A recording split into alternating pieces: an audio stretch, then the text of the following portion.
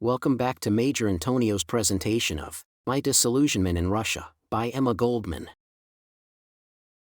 Chapter 22, originally published as Chapter 1 of My Further Disillusionment in Russia. Odessa. At the numerous stations between Kiev and Odessa, we frequently had to wait for days before we managed to make connections with trains going south. We employed our leisure in visiting the small towns and villages and formed many acquaintances. The markets were especially of interest to us.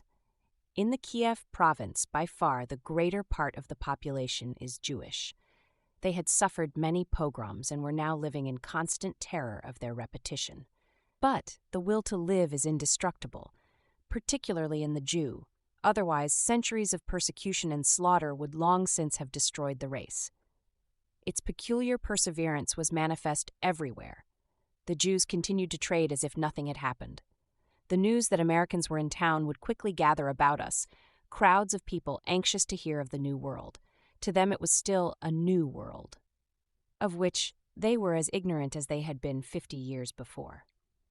But not only America. Russia itself was a sealed book to them. They knew that it was a country of pogroms, that some incomprehensible thing called revolution had happened, and that the Bolsheviki would not let them ply their trade. Even the younger element in the more distant villages was not much better informed. The difference between a famished population and one having access to food supplies was very noticeable. Between Kiev and Odessa, products were extremely cheap as compared with northern Russia. Butter, for instance, was 250 rubles a pound, as against 3,000 in Petrograd, sugar 350 rubles, while in Moscow it was 5,000. White flour, almost impossible to obtain in the capitals, was here sold at 80 rubles a pound. Yet, all along the journey we were besieged at the stations by hungry people begging for food. The country possessed plenty of supplies, but evidently the average person had no means of purchase. Especially terrible was the sight of the emaciated and ragged children, pleading for a crust of bread at the car windows. While in the neighborhood of Zhmerenka, we received the appalling news of the retreat of the 12th Army and the quick advance of the Polish forces. It was a veritable rout in which the Bolsheviki lost great stores of food and medical supplies, of which Russia stood so much in need. The Polish operations and the Wrangel attacks from the Crimea threatened to cut our journey short. It had been our original purpose to visit the Caucasus, but the new developments made travel farther than Odessa impracticable. We still hoped, however, to continue our trip provided we could secure an extension of time for our car permit, which was to expire on October 1st. We reached Odessa just after a fire had completely destroyed the main telegraph and electric stations, putting the city in total darkness. As it would require considerable time to make repairs, the situation increased the nervousness of the city, for darkness favored counter-revolutionary plots. Rumors were afloat of Kiev having been taken by the Poles and of the approach of Wrangel. It was our custom to pay our first official visit to the Ispolkom Executive Committee in order to familiarize ourselves with the situation and the general work scheme of the local institutions. In Odessa, there was a Revcom instead, indicating that the affairs of the city had not yet been sufficiently organized to establish a Soviet and its executive committee. The chairman of the Revcom was a young man, not over 30, with a hard face. After scrutinizing our documents carefully and learning the objects of our mission, he stated that he could not be of any assistance to us. The situation in Odessa was precarious, and as he was busy with many pressing matters, the expedition would have to look out for itself. He gave us permission, however, to visit the Soviet institutions and to collect whatever we might be able to procure. He did not consider the Petrograd Museum and its work of much importance. He was an ordinary worker appointed to a high government position, not over-intelligent and apparently antagonistic to everything intellectual. The prospects did not look promising, but of course we could not leave Odessa without making a serious effort to collect the rich historical material which we knew to be in the city. Returning from the Revcom, we happened to meet a group of young people who recognized us, they having lived in America before. They assured us that we could expect no aid from the chairman, who was known as a narrow fanatic embittered against the intelligentsia.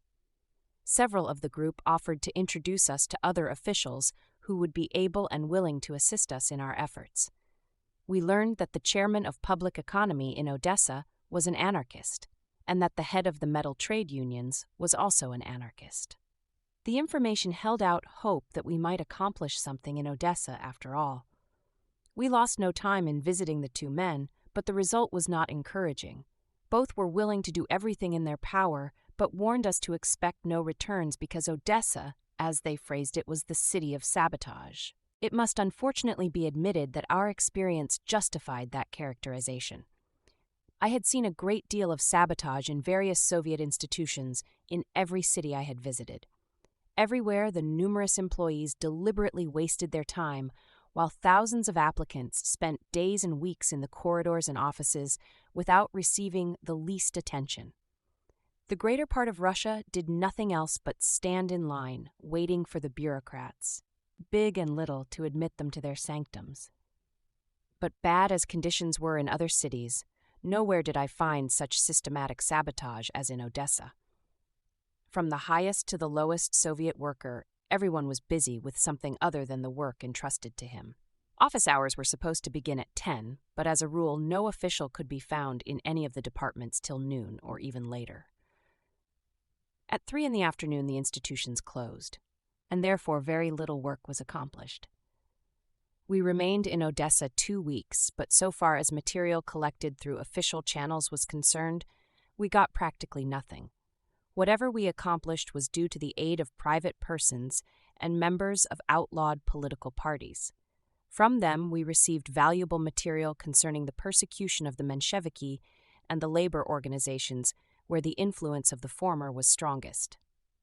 The management of several unions had been entirely suspended at the time we arrived in Odessa, and there began a complete reorganization of them by the communists for the purpose of eliminating all opposing elements. Among the interesting people we met in Odessa were the Zionists, including some well-known literary and professional men. It was at Dr. N's house that we met them. The doctor himself was the owner of a sanatorium located on a beautiful spot overlooking the Black Sea and considered the best in the South. The institution had been nationalized by the Bolsheviki, but Dr. N was left in charge and was even permitted to take in private patients. In return for that privilege, he had to board and give medical attention to Soviet patients for 1/3 of the established price. Late into the night, we discussed the Russian situation with the guests at the doctor's house. Most of them were antagonistic to the Bolshevik regime.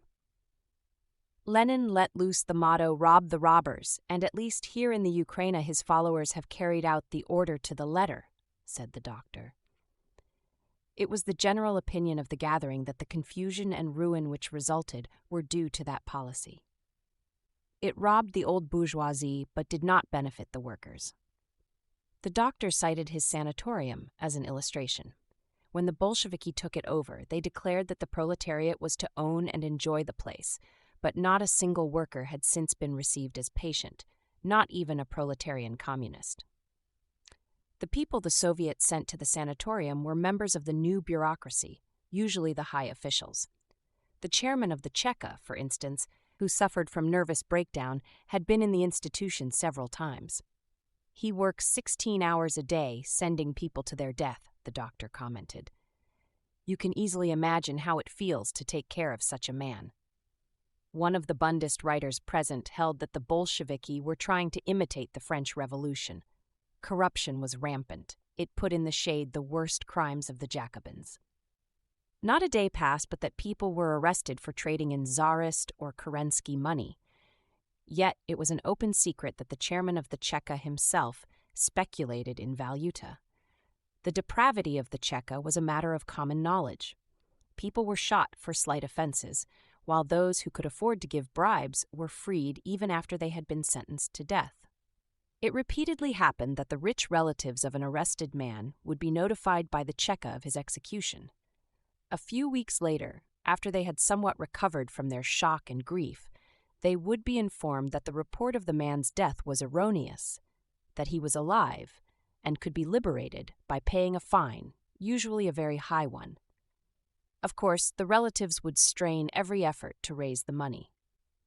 Then they would suddenly be arrested for attempted bribery, their money confiscated, and the prisoner shot. One of the doctor's guests, who lived in the Cheka street, told of the refinements of terrorism practiced to awe the population. Almost daily he witnessed the same sights. Early in the morning, mounted Chekists would dash by, shooting into the air, a warning that all windows must be closed. Then came motor trucks loaded with the doomed. They lay in rows, faces downward, their hands tied, soldiers standing over them with rifles. They were being carried to execution outside the city. A few hours later, the trucks would return empty, save for a few soldiers. Blood dripped from the wagons, leaving a crimson streak on the pavement all the way to the Cheka headquarters. It was not possible that Moscow did not know about these things, the Zionists asserted. The fear of the central power was too great to permit of the local Cheka doing anything not approved by Moscow. But it was no wonder that the Bolsheviki had to resort to such methods. A small political party trying to control a population of 150 million, which bitterly hated the communists, could not hope to maintain itself without such an institution as the Cheka. The latter was characteristic of the basic principles of Bolshevik conception. The country must be forced to be saved by the Communist Party. The pretext that the Bolsheviki were defending the revolution was a hollow mockery. As a matter of fact, they had entirely destroyed it. It had grown so late that the members of our expedition could not return to the car, fearing difficulty in locating it because of the dark night. We therefore remained at the home of our host to meet next day a group of men of national reputation, including Bialek, the greatest living Jewish poet known to Jews the world over. There was also present a literary investigator who had made a special study of the question of pogroms. He had visited 72 cities, collecting the richest material to be had on the subject. It was his opinion that, contrary to accepted notion, the pogrom wave during the Civil War period, between the years 1918 and 1921, under the various Ukrainian governments, was even worse than the most terrible Jewish massacres under the Tsars. There had taken place no pogroms during the Bolshevik regime, but he believed that the atmosphere created by them intensified the anti-Jewish spirit and would someday break out in the wholesale slaughter of the Jews. He did not think that the Bolsheviki were particularly concerned in defending his race. In certain localities of the South, the Jews, constantly exposed to assault and pillage by robber bands and occasionally by individual Red soldiers, had appealed to the Soviet government for permission to organize themselves for self-defense, requesting that arms be given them. But in all such cases, the government refused. It was the general sentiment of the Zionists that the continuation of the Bolsheviki in power meant the destruction of the Jews. The Russian Jews, as a rule, were not workers. From time immemorial, they had engaged in trade, but business had been destroyed by the communists, and before the Jew could be turned into a worker, he would deteriorate as a race and become extinct. Specific Jewish culture, the most priceless thing to the Zionists, was frowned upon by the Bolsheviki. That phase of the situation seemed to affect them even more deeply than pogroms. These intellectual Jews were not of the proletarian class. They were bourgeois without any revolutionary spirit. Their criticism of the Bolsheviki did not appeal to me, for it was a criticism from the right. If I had still believed in the communists as the true champions of the revolution, I could have defended them against the Zionist complaints. But I myself had lost faith in the revolutionary integrity of the Bolsheviki. Chapter 23, originally published as Chapter 2 of My Further Disillusionment in Russia. Returning to Moscow. In a country where speech and press are so completely suppressed as in Russia, it is not surprising that the human mind should feed on fancy and out of it weave the most incredible stories. Already, during my first months in Petrograd, I was amazed at the wild rumors that circulated in the city and were believed even by intelligent people. The Soviet press was inaccessible to the population at large, and there was no other news medium. Every morning, Bolshevik bulletins and papers were pasted on the street corners, but in the bitter cold, few people cared to pause to read them. Besides, there was little faith in the communist press. Petrograd was therefore completely cut off, not only from the Western world, but even from the rest of Russia. An old revolutionist once said to me, We not only don't know what is going on in the world or in Moscow, we are not even aware of what is happening in the next street. However, the human mind will not be bottled up all the time. It must have and generally finds an outlet. Rumors of attempted raids on Petrograd, stories that Zinoviev had been ducked in Sovietsky soup by some factory workers, and that Moscow was captured by the Whites were afloat. Of Odessa, it was related that enemy ships had been sighted off the coast, and there was much talk of an impending attack. Yet when we arrived, we found the city quiet and leading its ordinary life. Except for the large markets, Odessa impressed me as a complete picture of Soviet rule. But we had not been gone a day from the city when, on our return to Moscow, we again met the same rumors. The success of the Polish forces and the hasty retreat of the Red Army furnished fuel to the overexcited imagination of the people. Everywhere the roads were blocked with military trains and the stations filled with soldiers spreading the panic of the route. At several points, the Soviet authorities were getting ready to evacuate at the first approach of danger. The population, however, could not do that. At the railroad stations along the route, groups of people stood about discussing the impending attack. Fighting in Rostov, other cities already in the hands of Wrangel, bandits holding up trains and blowing up bridges, and similar stories kept everybody in a panic. It was, of course, impossible to verify the rumors, but we were informed that we could not continue to Rostov-on-the-Don, that city being already within the military zone. We were advised to start for Kiev and thence return to Moscow.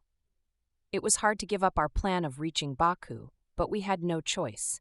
We could not venture too far, especially as our car permit was to expire within a short time. We decided to return to Moscow via Kiev. When we left Petrograd, we had promised to bring back from the south some sugar, white flour, and cereals for our starved friends who had lacked these necessities for 3 years. On the way to Kiev and Odessa, we found provisions comparatively cheap, but now the prices had risen several 100%. From an Odessa friend, we learned of a place 20 versts, about 13 miles, from Rakhno, a small village near Zhmarenka, where sugar, honey, and apple jelly could be had at small cost. We were not supposed to transport provisions to Petrograd, though our car was immune from the usual inspection by the Cheka. But as we had no intention of selling anything, we felt justified in bringing some food for people who had been starving for years. We had our car detached at Zhmarenka, and 2 men of the expedition and myself went to Rakhno. It was no easy matter to induce the Zhmarenka peasants to take us to the next village. Would we give them salt, nails, or some other merchandise? Otherwise they would not go. We lost the best part of a day in a vain search, but at last we found a man who consented to drive us to the place in return for Kerensky rubles. The journey reminded me of the rocky road of good intentions. We were heaved up and down, jerked back and forth like so many dice. After a seemingly endless trip, aching in every limb, we reached the village. It was poor and squalid, Jews constituting the main population. The peasants lived along the Rakhno road and visited the place only on market days. The Soviet officials were Gentiles. We carried a letter of introduction to a woman physician, the sister of our Odessa Bundist friend. She was to direct us how to go about procuring the provisions. Arriving at the doctor's house, we found her living in 2 small rooms, ill-kept and unclean, with a dirty baby crawling about. The woman was busy making apple jelly. She was of the type of disillusioned intellectual now so frequently met in Russia. From her conversation, I learned that she and her husband, also a physician, had been detailed to that desolate spot. They were completely isolated from all intellectual life, having neither papers, books, nor associates. Her husband would begin his rounds early in the morning and return late at night, while she had to attend to her baby and household, besides taking care of her own patients. She had only recently recovered from typhus, and it was hard for her to chop wood, carry water, wash and cook, and look after her sick. But what made their life unbearable was the general antagonism to the intelligentsia. They had it constantly thrown up to them that they were bourgeois and counter-revolutionists, and they were charged with sabotage. It was only for the sake of her child that she continued the sordid life, the woman said. Otherwise it were better to be dead. A young woman, poorly clad but clean and neat, came to the house and was introduced as a school teacher. She at once got into conversation with me. She was a communist, she announced, who was doing her own thinking. Moscow may be autocratic, she said, but the authorities in the towns and villages here beat Moscow. They do as they please. The provincial officials were flotsam washed ashore by the great storm. They had no revolutionary past. They had known no suffering for their ideals. They were just slaves in positions of power. If she had not been a communist herself, she would have been eliminated long ago, but she was determined to make a fight against the abuses in her district. As to the schools, they were doing as best they could under the circumstances. But that was very little. They lacked everything. It was not so bad in the summer.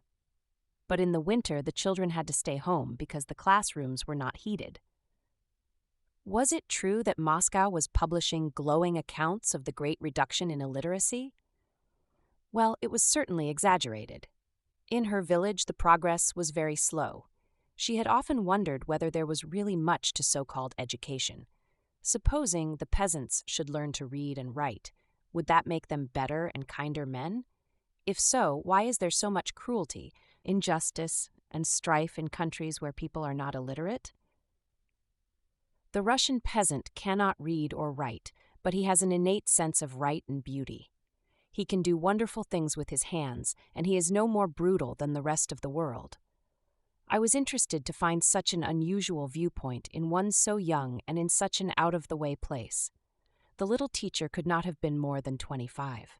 I encouraged her to speak of her reactions to the general policies and methods of her party. Did she approve of them? Did she think them dictated by the revolutionary process? She was not a politician, she said. She did not know. She could judge only by the results, and they were far from satisfactory. But she had faith in the revolution. It had uprooted the very soil. It had given life a new meaning. Even the peasants were not the same. No one was the same. Something great must come of all the confusion. The arrival of the doctor turned the conversation into other channels. When informed of our errand, he went in search of some tradesman. But presently he returned to say that nothing could be done. It was the eve of Yom Kippur, and every Jew was in the synagogue. Heathen that I am, I did not know that I had come on the eve of that most solemn fast day. As we could not remain another day, we decided to return without having accomplished our purpose. Here a new difficulty arose. Our driver would not budge unless we got an armed guard to accompany us. He was afraid of bandits. 2 nights previously, he said, they had attacked travelers in the forest. It became necessary to apply to the chairman of the militia. The latter was willing to help us, but all his men were in the synagogue praying. Would we wait until the services were over? At last the people filed out from the synagogue, and we were given 2 armed militiamen. It was rather hard on those Jewish boys, for it was a sin to ride on Yom Kippur. But no inducement could persuade the peasant to venture through the woods without military protection. Life is indeed a crazy quilt made of patches. The peasant, a true Ukrainian, would not have hesitated a moment to beat and rob Jews in a pogrom, yet he felt secure in the protection of Jews against the possible attack of his own co-religionists. We rode into the bright fall night, the sky dotted with stars. It was soothingly still, with all nature asleep. The driver and our escort discussed the bandits, competing in blood-curdling stories of the outrages committed by them. As we reached the dark forest, I reflected that their loud voices would be the signal of our approach for any highwaymen who might be lying in wait. The soldiers stood up in the wagon, their rifles ready for action. The peasant crossed himself and lashed the horses into a mad gallop, keeping up the pace till we reached the open road again. It was all very exciting, but we met no bandits. They must have been sabotaging that night. We reached the station too late to make connections and had to wait until the morning. I spent the night in the company of a girl in soldier uniform, a communist. She had been at every front, she declared, and had fought many bandits. She was a sort of playboy of the Eastern world, romancing by the hour. Her favorite stories were of shooting. A bunch of counter-revolutionists, white guards and speculators, she would say. They should all be shot. I thought of the little schoolteacher, the lovely spirit in the village, giving of herself in hard and painful service to the children, to beauty in life, And here her comrade, also a young woman, but hardened and cruel, lacking all sense of revolutionary values, both children of the same school, yet so unlike each other. In the morning, we rejoined the expedition in Zhmarenka and proceeded to Kiev, where we arrived by the end of September, to find the city completely changed. The panic of the 12th Army was in the air. The enemy was supposed to be only 150 versts, about 99 miles away, and many Soviet departments were being evacuated, adding to the general uneasiness and fright. I visited Witoshkin, the chairman of the Revcom, and his secretary. The latter inquired about Odessa, anxious to know how they were doing there, whether they had suppressed trade, and how the Soviet departments were working. I told him of the general sabotage, of the speculation, and the horrors of the Cheka. As to trade, the stores were closed and all signs were down, but the markets were doing big business. Indeed. Well, you must tell this to Comrade Witoshkin, the secretary cried gleefully. What do you suppose? Rakovsky was here and told us perfect wonders about the accomplishments of Odessa. He put us on the rack because we had not done as much. You must tell Witoshkin all about Odessa. He will enjoy the joke on Rakovsky. I met Witoshkin on the stairs as I was leaving the office. He looked thinner than when I had last seen him, and very worried. When asked about the impending danger, he made light of it. We are not going to evacuate, he said. We remain right here. It is the only way to reassure the public. He, too, inquired about Odessa. I promised to call again later, as I had no time just then, but I did not have the chance to see Witoshkin again to furnish that joke on Rakovsky. We left Kiev within 2 days. At Bryansk, an industrial center not far away from Moscow, we came upon large posters announcing that Makhno was again with the Bolsheviki, and that he was distinguishing himself by daring exploits against Wrangel. It was startling news, in view of the fact that the Soviet papers had constantly painted Makhno as a bandit, counter-revolutionary, and traitor. What had happened to bring about this change of attitude and tone? The thrilling adventure of having our car held up and ourselves carried off as prisoners by the Makhnovtsi did not come off. By the time we reached the district where Makhno had been operating in September, he was cut off from us. It would have been very interesting to meet the peasant leader face to face and hear at first hand what he was about. He was undoubtedly the most picturesque and vital figure brought to the fore by the revolution in the south, and now he was again with the Bolsheviki. What had happened? There was no way of knowing until we should reach Moscow. From a copy of the Izvestia that fell into our hands en route, we learned the sad news of the death of John Reed. It was a great blow to those of us who had known Jack. The last time I saw him was at the guest house, the Hotel International, in Petrograd. He had just returned from Finland, after his imprisonment there, and was ill in bed. I was informed that Jack was alone and without proper care, and I went up to nurse him. He was in a bad state, all swollen and with a nasty rash on his arms, the result of malnutrition. In Finland, he had been fed almost exclusively on dried fish and had been otherwise wretchedly treated. He was a very sick man, but his spirit remained the same. No matter how radically one disagreed with Jack, one could not help loving his big, generous spirit, and now he was dead, his life laid down in the service of the revolution, as he believed.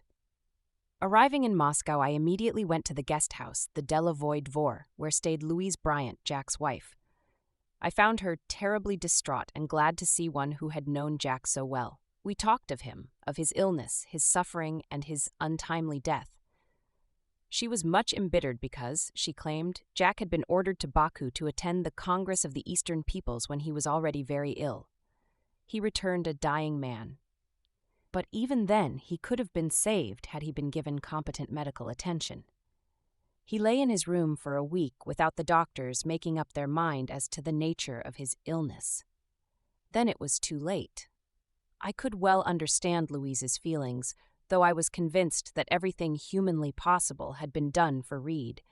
I knew that whatever else might be said against the Bolsheviki, it could not be charged that they neglect those who serve them. On the contrary, they are generous masters. But Louise had lost what was most precious to her. During the conversation, she asked me about my experiences, and I told her of the conflict within me, of the desperate effort I had been making to find my way out of the chaos, and that now the fog was lifting, and I was beginning to differentiate between the Bolsheviki and the revolution. Ever since I had come to Russia, I had begun to sense that all was not well with the Bolshevik regime, and I felt as if caught in a trap. How uncanny! Louise suddenly gripped my arm and stared at me with wild eyes. Caught in a trap were the very words Jack repeated in his delirium. I realized that poor Jack had also begun to see beneath the surface. His was the free, unfettered spirit striving for the real values of life. It would be chafed when bound by a dogma which proclaimed itself immutable. Had Jack lived, he would no doubt have clung valiantly to the thing which had caught him in the trap. But in the face of death, the mind of man sometimes becomes luminous. It sees in a flash what in man's normal condition is obscure and hidden from him.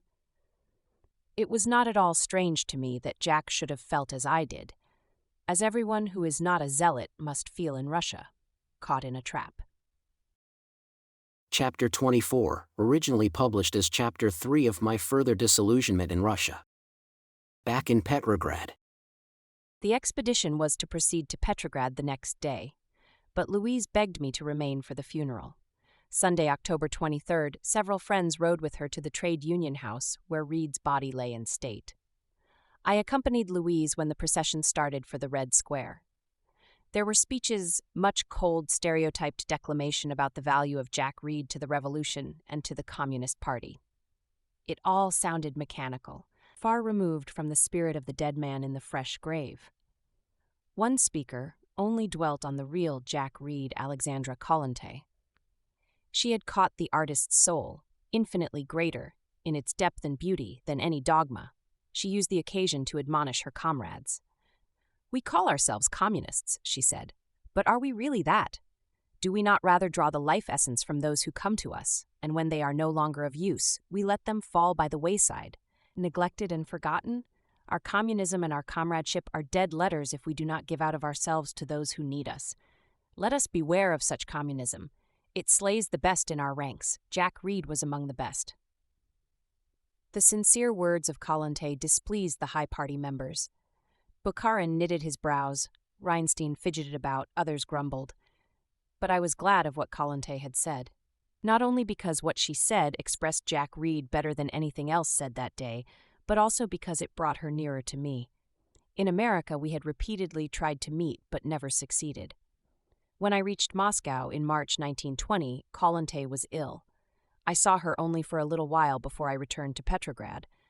We spoke of the things that were troubling me. During the conversation, Kollontai remarked, "Yes, we have many dull sides in Russia." "Dull?" I queried. "Nothing more?"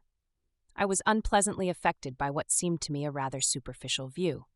But I reassured myself that Kollontai's inadequate English caused her to characterize as dull what to me was a complete collapse of all idealism. Among other things, Kollontai had then said was that I could find a great field for work among the women, as very little had been attempted up to that time to enlighten and broaden them. We parted in a friendly manner, but I did not sense in her the same feeling of warmth and depth that I had found in Angelica Balabanova. Now at the open grave of Reed, her words brought her closer to me. She too felt deeply, I thought. Louise Bryant had fallen in a dead faint and was lying face downward on the damp earth. After considerable effort, we got her to her feet. Hysterical, she was taken in the waiting auto to her hotel and put to bed. Outside, the sky was clothed in gray and was weeping upon the fresh grave of Jack Reed, and all of Russia seemed a fresh grave. While in Moscow, we found the explanation of the sudden change of tone of the communist press toward Makhno. The Bolsheviki, hard-pressed by Wrangel, sought the aid of the Ukrainian Povstantsy army. A politico-military agreement was about to be entered into between the Soviet government and Nestor Makhno. The latter was to cooperate fully with the Red Army in the campaign against the counter-revolutionary enemy. On their side, the Bolsheviki accepted the following conditions of Makhno. 1. The immediate liberation and termination of persecution of all Makhnovtsi and anarchists, except in cases of armed rebellion against the Soviet government. 2. Fullest liberty of speech, press, and propaganda for Makhnovtsi and anarchists, without, however, the right of calling for armed uprisings against the Soviet government and subject to military censorship. 3. free participation in Soviet elections, the right of Makhnovtsi and anarchists to be candidates, and to hold the fifth All-Ukrainian Congress of Soviets. The agreement also included the right of the anarchists to call a congress in Kharkov, and preparations were being made to hold it in the month of October. Many anarchists were getting ready to attend it and were elated over the outlook. But my faith in the Bolsheviki had received too many shocks. Not only did I believe that the Congress would not take place, but I saw in it a Bolshevik ruse to gather all the anarchists in one place in order to destroy them. Yet the fact was that several anarchists, among them the well-known writer and lecturer Volin, had already been released and were now free in Moscow. We left for Petrograd to deliver to the museum the carload of precious material we had gathered in the south. More valuable still was the experience the members of the expedition had been enriched with through personal contact with people of various shades of opinion or of no opinion, and the impressions of the social panorama as it was being unrolled day by day. That was a treasure of far greater worth than any paper documents. But better insight into the situation intensified my inner struggle. I longed to close my eyes and ears, not to see the accusing hand which pointed to the blind errors and conscious crimes that were stifling the revolution. I wanted not to hear the compelling voice of facts, which no personal attachments could silence any longer. I knew that the revolution and the Bolsheviki, proclaimed as one and the same, were opposites, antagonistic in aim and purpose. The revolution had its roots deep down in the life of the people. The communist state was based on a scheme forcibly applied by a political party. In the contest, the revolution was being slain, but the slayer also was gasping for breath. I had known in America that the interventionists, the blockade, and the conspiracy of the imperialists were wrecking the revolution. But what I had not known then was the part the Bolsheviki were playing in the process. Now I realized that they were the gravediggers. I was oppressively conscious of the great debt I owed to the workers of Europe and America. I should tell them the truth about Russia. But how could I speak out when the country was still besieged on several fronts? It would mean working into the hands of Poland and Wrangel. For the first time in my life, I refrained from exposing grave social evils. I felt as if I were betraying the trust of the masses, particularly of the American workers, whose faith I dearly cherished. Arrived in Petrograd, I went to live temporarily in the Hotel International. I intended to find a room somewhere else, determined to accept no privileges at the hands of the government. The International was filled with foreign visitors. Many had no idea of why or wherefore they had come. They had simply flocked to the land they believed to be the paradise of the workers. I remember my experience with a certain IWW chap. He had brought to Russia a small supply of provisions, needles, thread, and other similar necessities. He insisted that I let him share with me. "But you will need every bit of it yourself," I told him. Of course, he knew there was great scarcity in Russia. But the proletariat was in control, and as a worker, he would receive everything he needed. Or he would get a piece of land and build a homestead. He had been 15 years in the wobbly movement, and he didn't mind settling down. What was there to say to such an innocent? I had not the courage to disillusion him. I knew he would learn soon enough. It was pathetic, though, to see such people flood starving Russia. Yet they could not do her the harm the other kind was doing. Creatures from the four corners of the earth to whom the revolution represented a gold mine. There were many of them in the International. They all came with legends of the wonderful growth of communism in America, Ireland, China, Palestine. Such stories were balm to the hungry souls of the men in power. They welcomed them as an old maid welcomes the flattery of her first suitor. They sent these impostors back home well provided financially and equipped to sing the praises of the Workers' and Peasants' Republic. It was both tragic and comic to observe the breed all inflated with important conspiratory missions. I received many visitors in my room, among them my little neighbor from the Astoria with her 2 children, a communist from the French section, and several of the foreigners. My neighbor looked sick and worn since I had seen her last in June 1920. "Are you ill?" I inquired on one occasion. "Not exactly," she said. "I am hungry most of the time and exhausted, The summer has been hard. As inspectress of children's homes, I have to do much walking. I return home completely exhausted. My 9-year-old girl goes to a children's colony, but I would not risk sending my baby boy there because of his experience last year when he was so neglected that he nearly died. I had to keep him in the city all summer, which made it doubly hard for me. Still, it would not have been so bad had it not been for the Subotniki and Voskresniki, communist Saturday and Sunday voluntary work days. They drain my energies completely. You know how they began, like a picnic with trumpets and singing, marching and festivities. We all felt inspired, especially when we saw our leading comrades take pick and shovel and pitch in. But that is all a matter of the past. The Subotniki have become gray and spiritless beneath an obligation imposed without regard to inclination, physical fitness, or the amount of other work one has to do. Nothing ever succeeds in our poor Russia. If I could only get out to Sweden, Germany, anywhere, far away from it all. Poor little woman, she was not the only one who wanted to forsake the country. It was their love for Russia and their bitter disappointment which made most people anxious to run away.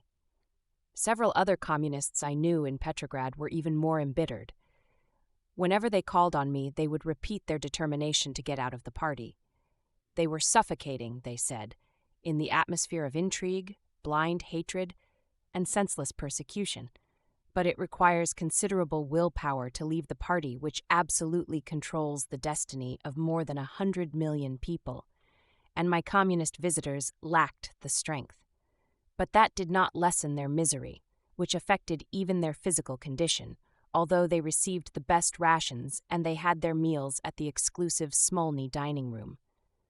I remember my surprise on first finding that there were 2 separate restaurants in Smolny, one where wholesome and sufficient food was served to the important members of the Petrograd Soviet and of the Third International, while the other was for the ordinary employees of the party. At one time there had even been 3 restaurants. Somehow the Kronstadt sailors learned of it. They came down in a body and closed 2 of the eating places. We made the revolution that all should share alike, they said. Only 1 restaurant functioned for a time, but later the second was opened. But even in the latter, the meals were far superior to the Sovietsky dining rooms for the common people. Some of the communists objected to the discrimination. They saw the blunders, the intrigues, the destruction of life practiced in the name of communism, but they had not the strength and courage to protest or to disassociate themselves from the party responsible for the injustice and brutality. They would often unburden themselves to me of the matters they dared not discuss in their own circles.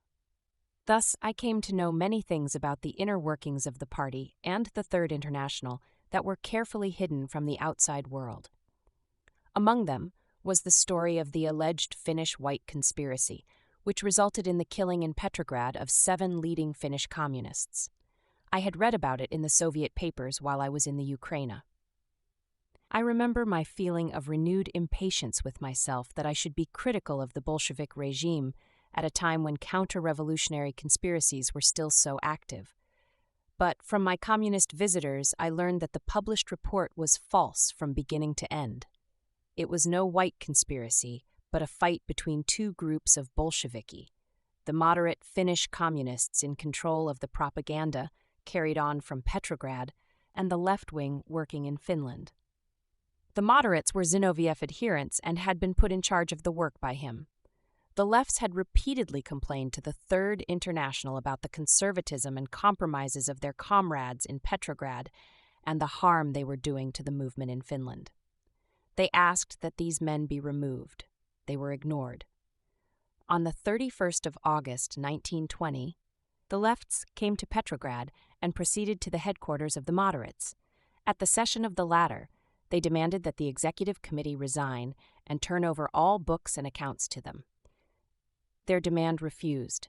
The young Finnish communists opened fire, killing 7 of their comrades. The affair was heralded to the world as a counter-revolutionary conspiracy of white Finns. The 3rd anniversary of the October Revolution was celebrated November 7th, October 25th Old Style, on the Uritsky Square.